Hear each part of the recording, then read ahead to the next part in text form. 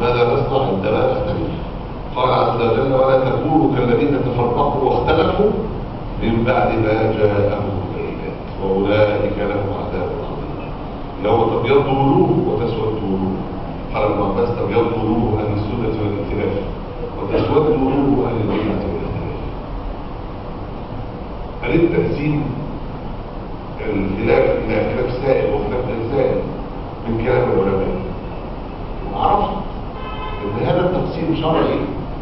لما قريت الرساله للامام الشافعي قلت: يا سلام على انه الله، حاجه رائعه جدا. لو لقيته بيستدل بالايه دي، وهي في الحقيقه التعريف الذي ذكره العلماء المتاخرون واتخذوا الايه دي. الايه دي تبين نوعين من الاختلاف، زي ما قلت لك: واحد بالمنطوق وواحد بالمفهوم. ولا تكونوا كالذين تفرقوا واختلفوا من بعد ما جاءهم البينات. يبقى اهل الخلاف هو المذموم الذي يخالف البينات. اللي يخالف البينات له عذاب عظيم. وهؤلاء هم اهل البدعه والاختلاف. واهل السنه والائتلاف هم الذين عملوا بالبينات.